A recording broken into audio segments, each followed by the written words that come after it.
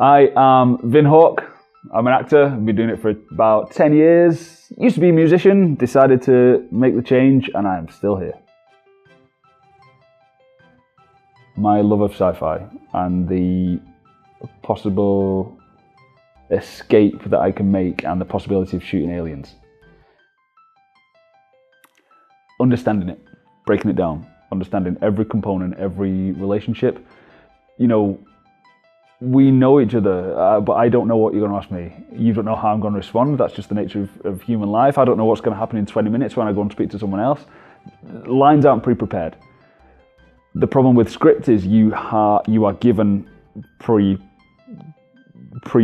dialogue to say. So it's easy as an actor to think, oh, how can I say this in a cool way? But that is suicide as an actor. What I do is I understand it, I break it down. Do I have a prejudice against that person? Does my social standing change the situation in the scene? What are the stakes? What happens if I say that? What happens if I don't say that? What happens if I say it in this way? What happens if I say this and they react in a different way? That's what you need to be able to bring to a script. A living life that has taken you to the point where you are. My previous 37 years have brought me to this point, so I need to take that into every single character and make them live the way I live in every single situation in the moment. Once I've done that, then I can start to learn my lines, because then I don't need to worry about the lines.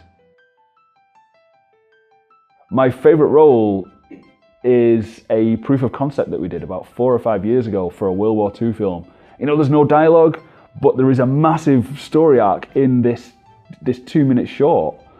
Characters are breaking down, and there is conflict between two people, two opposing nations, and all of that comes through in it. And I'm so proud of how it looks, the cinematography, the preparation that went into it, and the hard work that everyone put into it when we were doing it as well. And obviously, the most thing I'm proud about in terms of studio-wise would be The Terror, which is doing really well worldwide at the minute. So I'm super happy about that.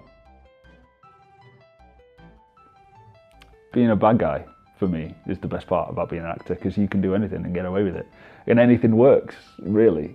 You know, of course in every role you can go too far and you need to be reined in, but I don't need to play it in a straight, good guy kind of way. I can be a weird guy, anything goes. I can be harsh, I can be soft and angry and harsh, and I can tie it all together.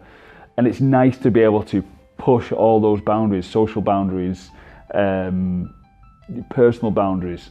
That is interesting, to be able to draw that out and make that accessible, but at the same time being harsh. Nikola Tesla, father of modern telecoms, much maligned and overlooked when you think about that industry. I guess Edison gets all the plaudits. But I've played Tesla before, only in a very short film. I would love to play Tesla in a feature adaptation or a series, because he's the father of everything that we do now. Wireless telecoms, wireless internet, all of this stuff Tesla did, he foresaw 100 years ago.